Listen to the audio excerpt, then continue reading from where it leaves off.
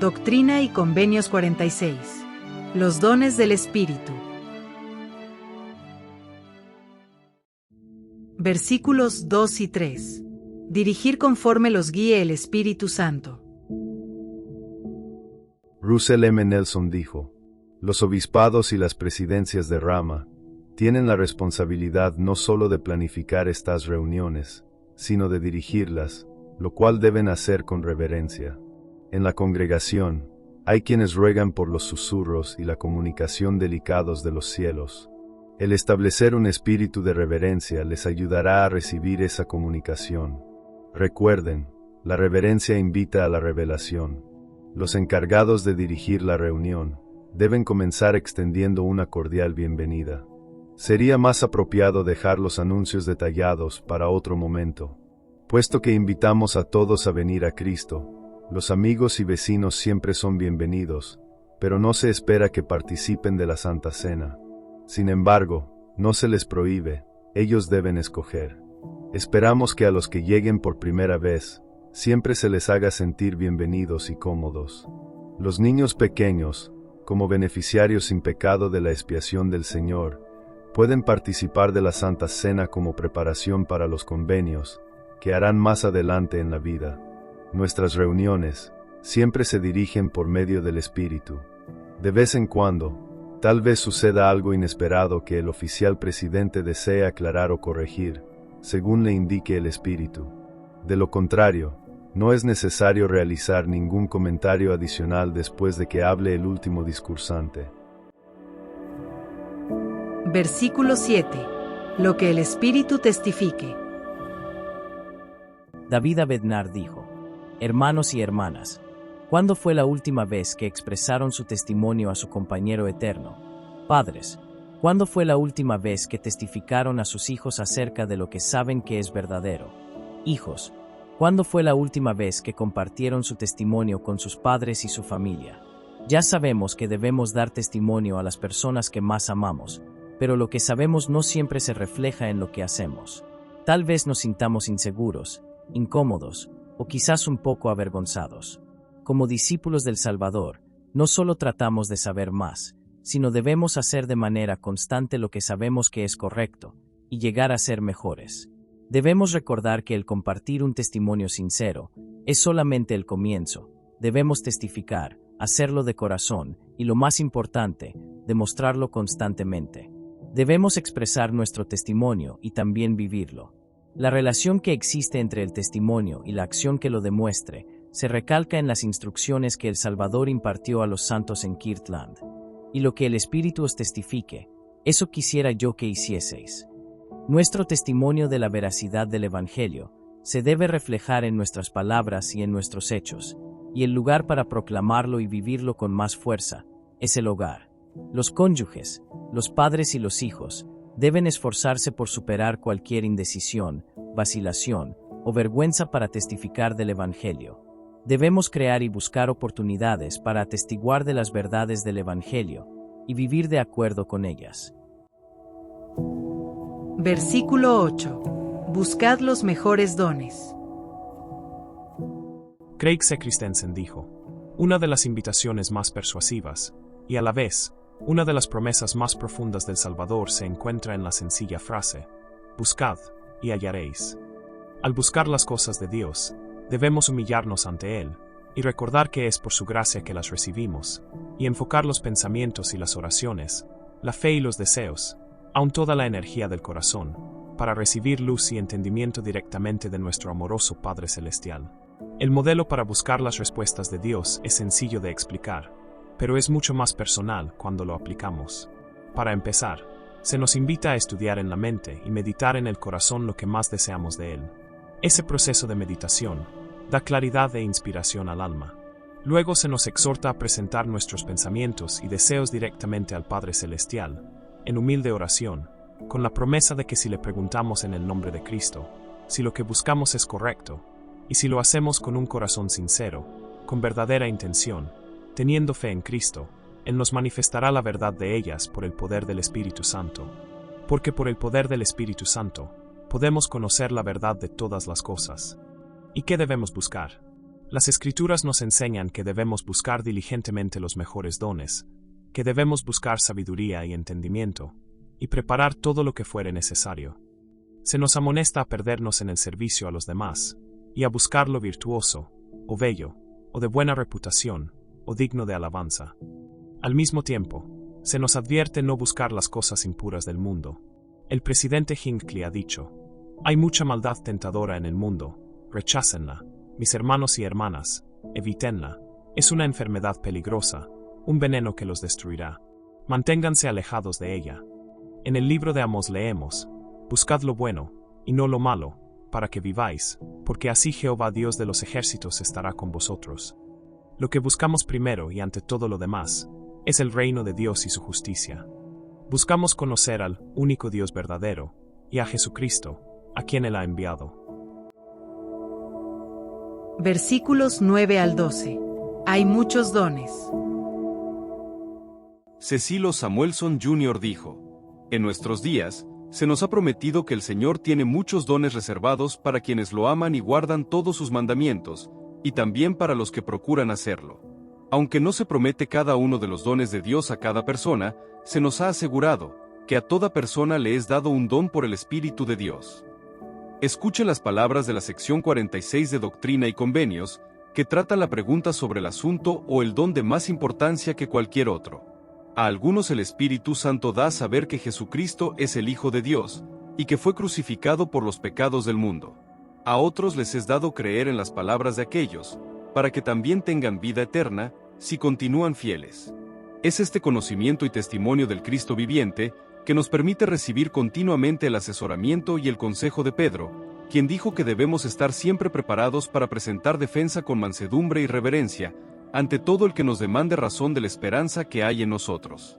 Cuando empezamos a sentir de verdad que esta esperanza es real, y que en efecto se centra en Jesús, que se hace posible debido a su amor por nosotros, y especialmente por su amor por su Padre, entonces podemos con gratitud y en forma individual proclamar, empleando las palabras de himnos favoritos: asombro me da el amor que me da Jesús.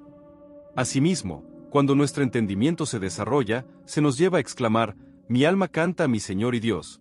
Grande eres tú, grande eres tú. George Buchanan dijo: si alguno de nosotros es imperfecto, es nuestro deber orar con el fin de recibir el don que nos haga perfectos. ¿Tengo yo imperfecciones? Estoy lleno de ellas. ¿Cuál es mi deber?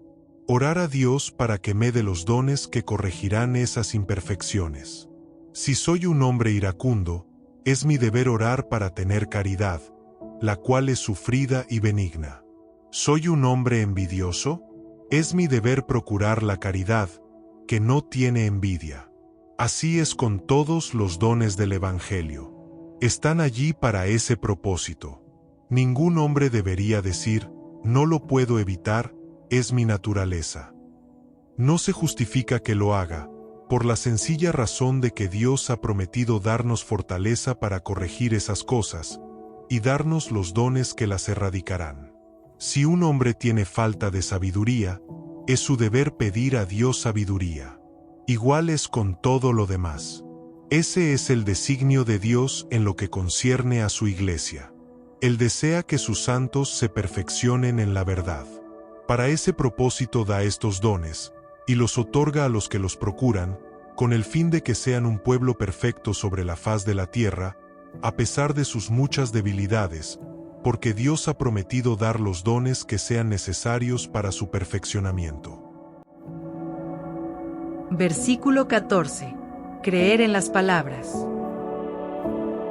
Dali Nachaux dijo: todos debemos recordar la declaración del Señor en la revelación moderna, de que la voz de los siervos del Señor es la voz del Señor. Deseo agregar dos advertencias que debemos recordar con respecto a confiar en la esencial línea del sacerdocio. Primero, la línea del sacerdocio no reemplaza la necesidad de la línea personal. Todos necesitamos un testimonio personal de la verdad. Conforme nuestra fe crece, confiamos necesariamente en las palabras y en la fe de los demás, como nuestros padres, maestros o líderes del sacerdocio. Pero si basamos nuestro testimonio personal de la verdad exclusivamente en un solo líder del sacerdocio o en un maestro, En vez de obtener ese testimonio mediante la línea personal, siempre seremos vulnerables a sentirnos desilusionados debido a los actos de esa persona. Cuando se trata de un conocimiento o testimonio maduro de la verdad, no debemos depender de un mediador mortal entre nosotros y nuestro Padre Celestial. Segundo, al igual que la línea personal, la línea del sacerdocio no puede funcionar plena y adecuadamente en beneficio nuestro, a menos que seamos dignos y obedientes. Muchos pasajes de las Escrituras enseñan que si persistimos en quebrantar seriamente los mandamientos de Dios, somos separados de su presencia. Cuando eso sucede, el Señor y sus siervos están considerablemente limitados para brindarnos ayuda espiritual, y no podemos obtenerla por nosotros mismos. Versículo 15. Acomodando sus misericordias. David Abednar dijo: De inmediato mi mente se centró en la frase de Nefi, las entrañables misericordias del Señor, y en ese preciso instante, me di cuenta de que estaba experimentando una de esas entrañables misericordias. Por medio de un himno que se había seleccionado hacía varias semanas, el amoroso Salvador me estaba enviando un mensaje sumamente personal y oportuno, de consuelo y tranquilidad. Es posible que para algunos, esta experiencia sea simplemente una linda coincidencia, pero yo testifico que las entrañables misericordias del Señor son reales, y que no ocurren al azar ni por pura casualidad. Muchas veces, la hora exacta en la que el Señor muestra sus entrañables misericordias, nos ayuda a discernirlas, así como a reconocerlas. Desde el pasado octubre, he reflexionado reiteradamente en la frase las entrañables misericordias del Señor. Creo que por medio del estudio personal, de la observación, la meditación y la oración, he llegado a comprender mejor que las entrañables misericordias del Señor son las sumamente personales e individualizadas bendiciones, la fortaleza, la protección, la seguridad, la guía, la amorosa bondad, el consuelo, el apoyo, y los dones espirituales que recibimos del Señor Jesucristo, por causa de Él, y por medio de Él. Verdaderamente, el Señor acomoda sus misericordias a las condiciones de los hijos de los hombres. Recordarán que el Salvador instruyó a sus apóstoles, diciéndoles que no los dejaría huérfanos. No solo enviaría a otro Consolador, o sea el Espíritu Santo, sino que el Salvador dijo que Él vendría a ellos. Yo sugeriría que una de las maneras por las que el Salvador viene a cada uno de nosotros, es por medio de sus abundantes y entrañables misericordias. Versículo 23. Discernir espíritus.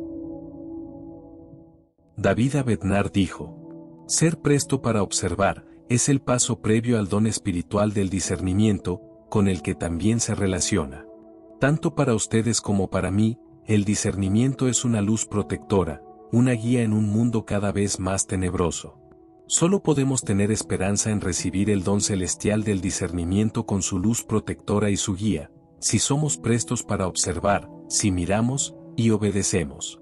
El presidente George Q. Cannon, que sirvió como consejero de 4 presidentes de la Iglesia, enseñó convincentemente sobre el don de discernimiento. Uno de los dones del Evangelio que el Señor ha prometido a los que concerten un convenio con Él, es el don del discernimiento de espíritus, un don del que no se habla mucho, y por el que se ora menos. Sin embargo, es un don de valor incalculable, y que todo santo de los últimos días debiera tener. Ahora bien, el don de discernimiento de espíritus, no solo da a los hombres y las mujeres que lo poseen, el poder para discernir el espíritu que posea a otras personas o que influya en ellas, sino que les concede el poder para discernir el espíritu que influye en ellos mismos.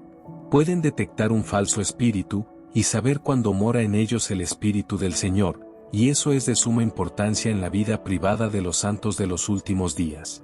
El poseer y el ejercer ese don, no permitirá que ninguna influencia maligna entre en sus corazones, ni influya en sus pensamientos, palabras y obras.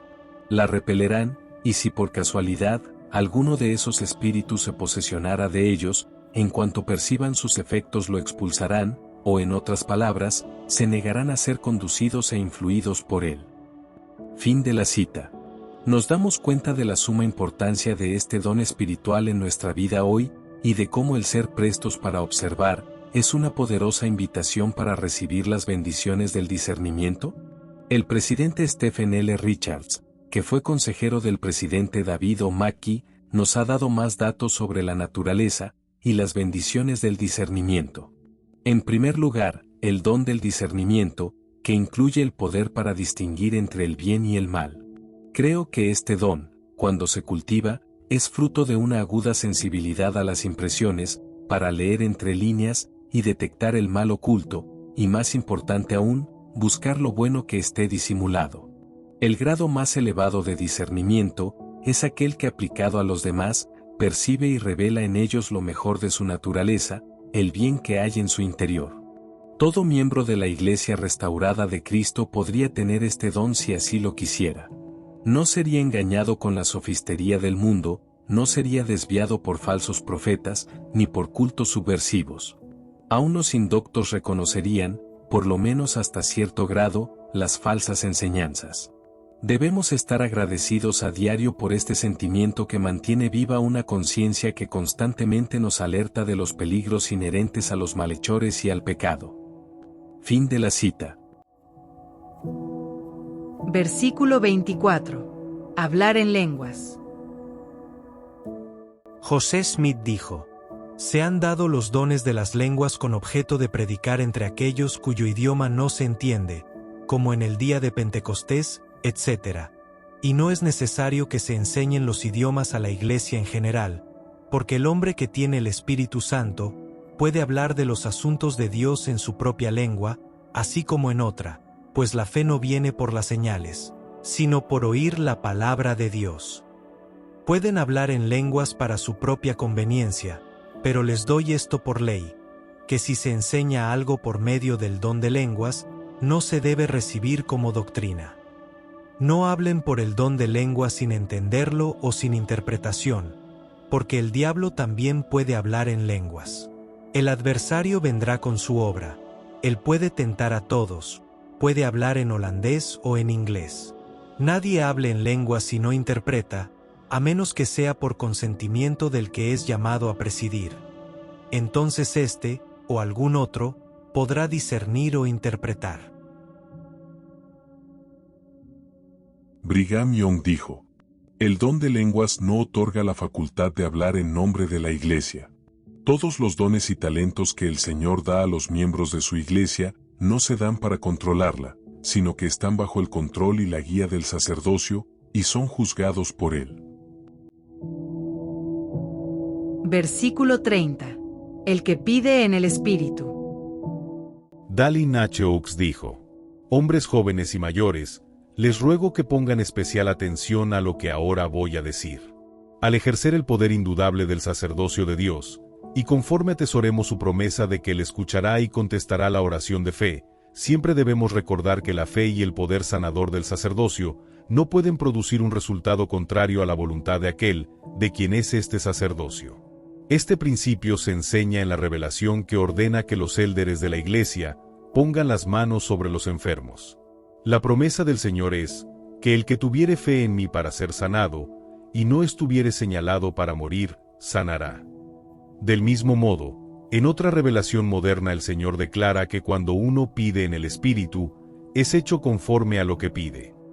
De todo esto aprendemos, que incluso los siervos del Señor, al ejercer su divino poder en una situación en la que haya suficiente fe para ser sanado, no pueden dar una bendición del sacerdocio que cause que una persona sea sanada, si esa sanidad no es la voluntad del Señor. Como hijos de Dios, al saber de su gran amor y su conocimiento supremo de lo que es mejor para nuestro bienestar eterno, confiamos en Él. El primer principio del Evangelio es fe en el Señor Jesucristo, y la fe significa confianza.